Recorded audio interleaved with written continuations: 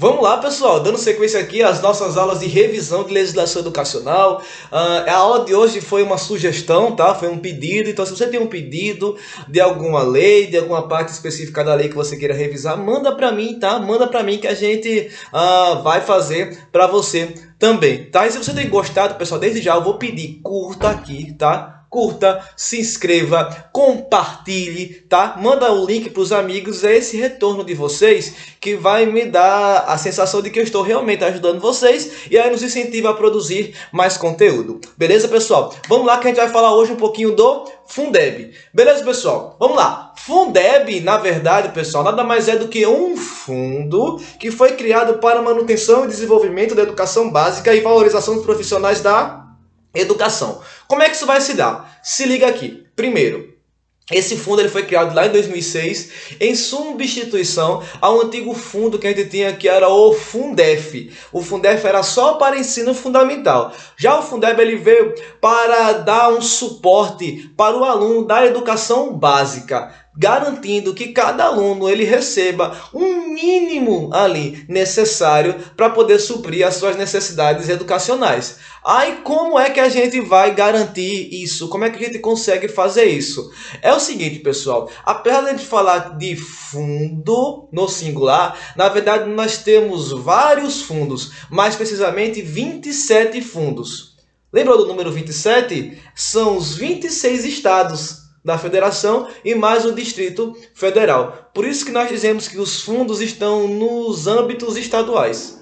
Beleza? Então, em âmbito estadual ou em âmbito distrital, a gente vai ter o nosso fundo, o nosso Fundeb. Cada um com a sua cestinha, como eu estou ilustrando aqui para vocês. Beleza? Aí, ó, sabendo que existe essa cestinha e que essa cestinha vai ser preenchida de acordo com a necessidade de cada estado. Como assim, professor? Eles vão fazer um levantamento através do censo de quantos alunos estão estudando na rede municipal e estadual em cada estado.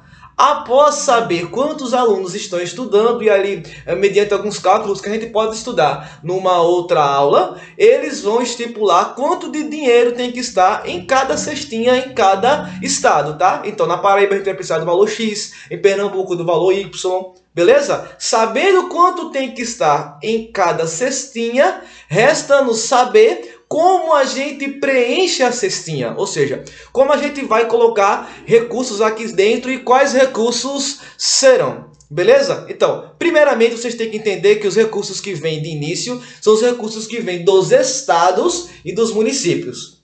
Gravaram? Primeiramente vem recursos dos estados e dos municípios. E que recursos serão esses, professor? Vamos lá, pessoal. Eles vão pegar alguns impostos, eu falei alguns impostos, e deles eles vão tirar 20% para a cestinha aqui do Fundeb. Então, uma parte lá do FPE e do FPM, em especial a parte do imposto de renda e lá do IPI, que vai para o fundo de participação dos estados e para o fundo de participação dos municípios, a gente vai tirar 20% e colocar na cestinha do Fundeb.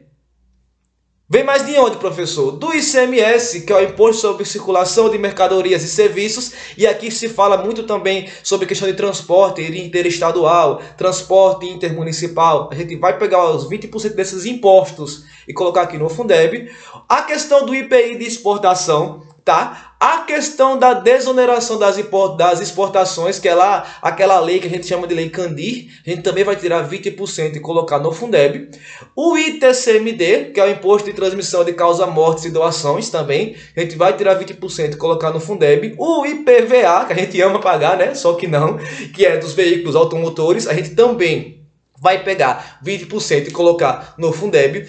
Uma parcela do Imposto Territorial Rural. O que é isso aqui, professor? O ITR, pessoal, que é Imposto Territorial Rural, ele vai ser pago. Em uma parte fica com a União e a outra parte, 50%, fica com os municípios. Então, da parte que for para os municípios vão tirar 20% e colocar na cestinha do Fundeb. Tem mais? Tem. Olha, a União ela tem competência residual de criar imposto. Se a União cria um imposto novo, também vai ter que se tirar 20% e colocar na cestinha do Fundeb. E para finalizar, pessoal, se por um acaso alguém deixou de pagar um desses impostos aqui e venha pagar juros, multa, ou então eles têm o seu nome escrito lá na dívida ativa como a dívida por um desses impostos, quando ele pagar, a gente vai ter que também tirar 20% e colocar na cestinha do Fundeb. Então, os estados e municípios contribuem muito para tentar chegar naquele mínimo necessário que depois vai ser redistribuído. Só que o que acontece? Na prática, as cestinhas elas não conseguem ser preenchidas. Tá? O dinheiro dos estados e o que o estado entra e que os municípios entram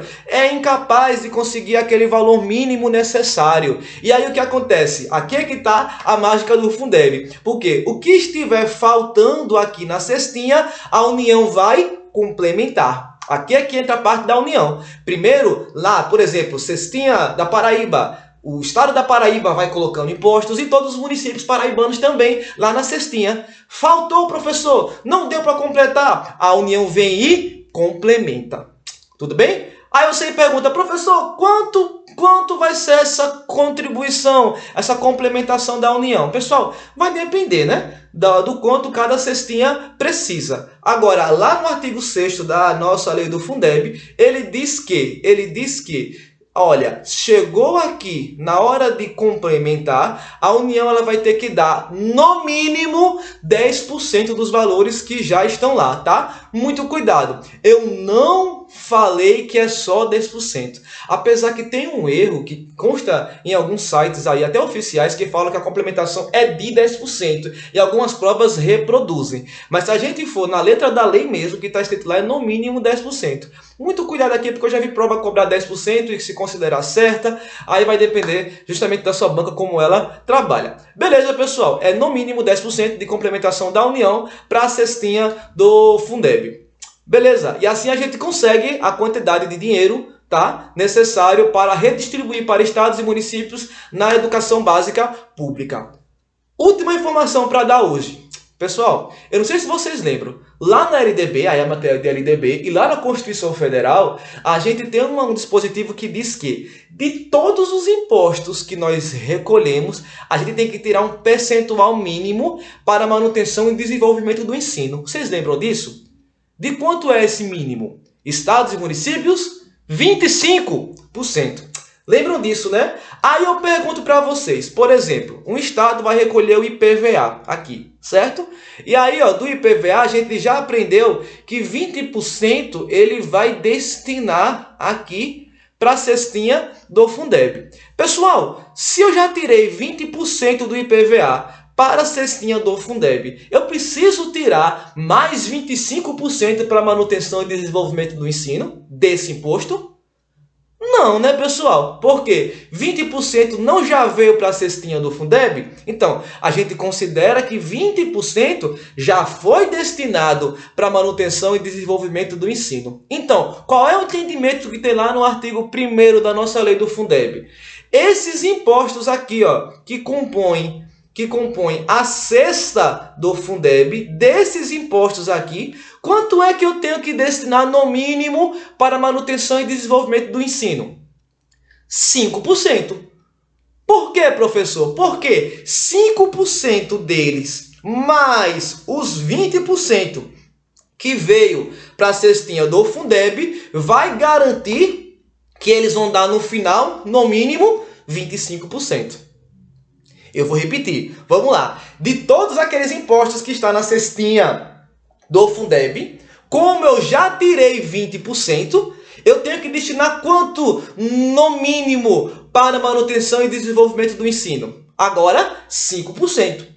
Por quê, professor? Porque os 5% que eu estou falando aqui, mais os 20% que está no Fundeb, vai garantir sempre o mínimo de 25% para manutenção e desenvolvimento do ensino.